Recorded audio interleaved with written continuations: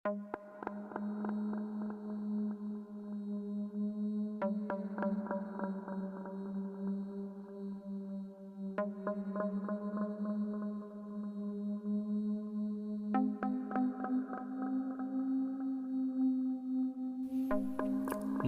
itu hujan rintik-rintik sudah 3 hari berturut-turut. Hujan turun di kampung ini. Pos ronda terlihat sepi. Tidak ada orang yang akan mau, apalagi repot-repot pergi berjaga di kampung. Dengan kondisi dingin disertai hujan seperti ini, hal itulah yang dipikirkan oleh Mbah Gimon. Saat itu usianya masih terbilang masih muda, berkisar antara umur 30-an.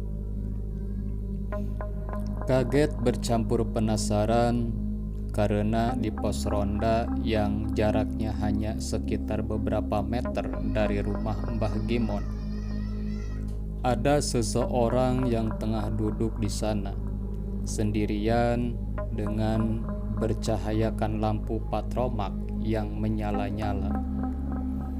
"Siapakah gerangan?" kata Mbah Gimon dalam hati. Namun rasa penasaran itu ditepis begitu saja, karena yang tersirat dalam pikiran Mbah Gimon hanyalah mungkin anak muda yang sedang mencari angin, atau mungkin orang yang berteduh dari rintiknya hujan sembari menikmati suasana. Anehnya, kejadian ini terjadi berkali-kali setiap malam. Dikala hujan turun dan tidak ada warga satupun yang pergi keluar, selalu saja ditemui sosok itu tengah duduk sendiri. Karena rasa penasaran yang semakin lama semakin menggunung, maka malam itu ketika hujan turun kembali, ditemuilah sosok itu. Dan benar saja, sosok itu seperti sudah menunggunya. "Assalamualaikum," kata Mbah Gimon menyapa. Rupanya yang ada di hadapannya adalah seorang pemuda tanggung, lebih muda dari Mbah Gimon saat itu. Pemuda itu tidak menjawab, hanya tersenyum tipis. Tidak ada hal yang membuat Mbah Gimon lebih curiga, manakala baru pertama kalinya dia melihat wajah pemuda ini. Ada di kampung yang hanya dihuni oleh beberapa kepala keluarga.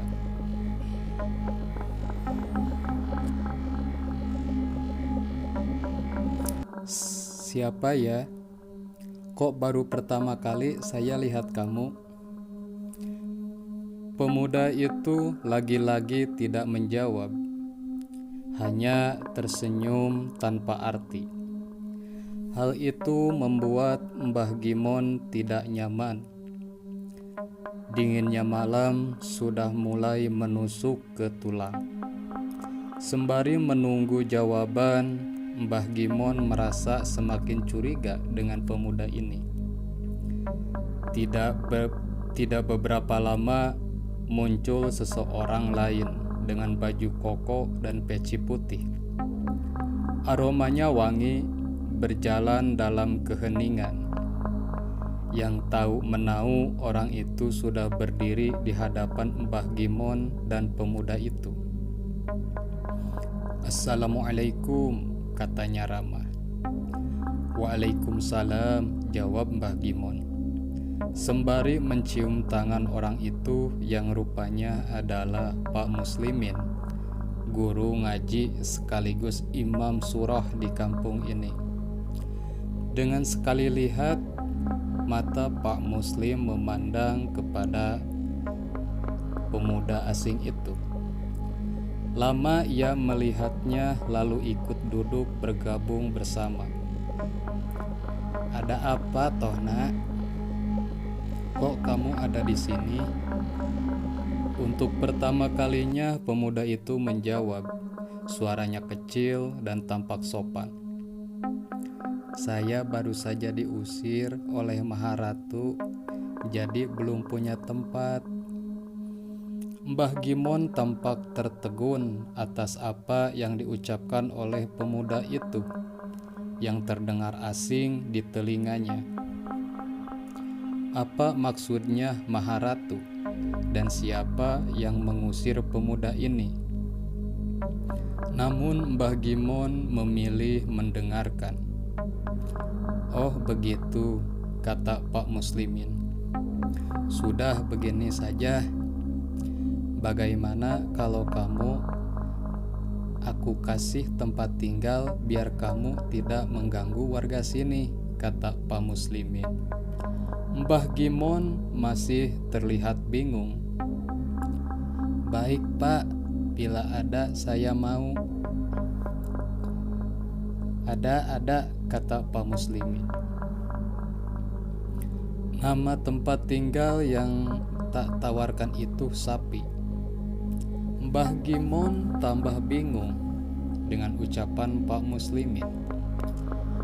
Sebenarnya apa yang sedang dibicarakan oleh Pak Muslim dan pemuda asing ini?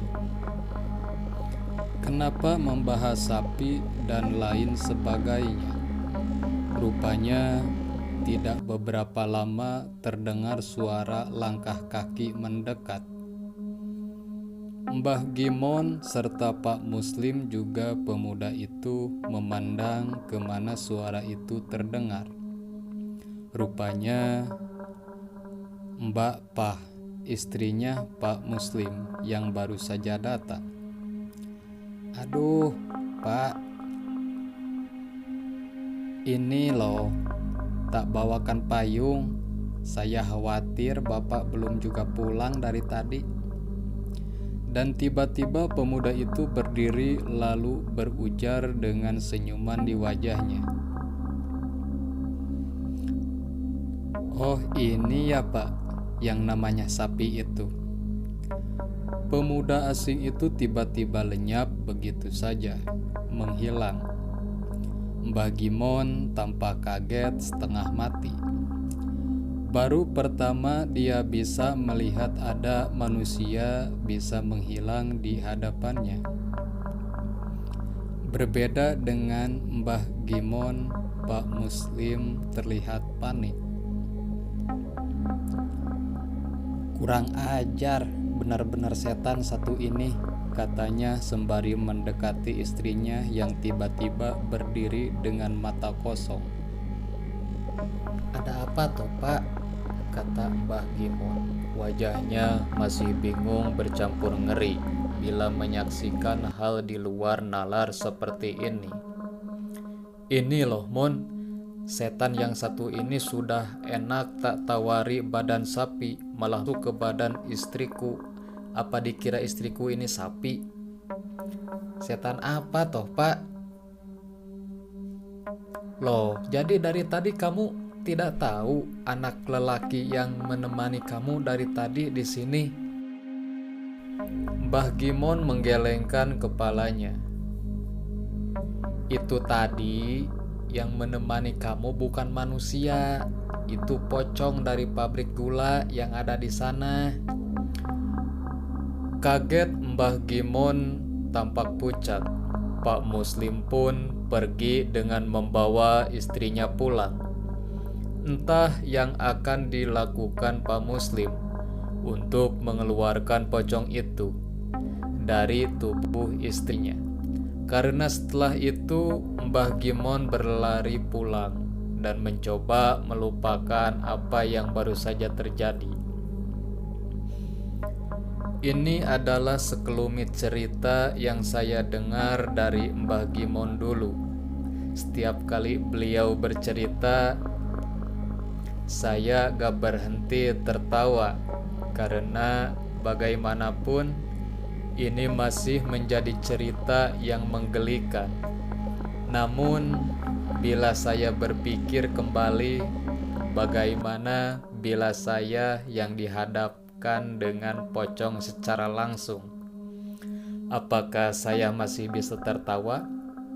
Entahlah.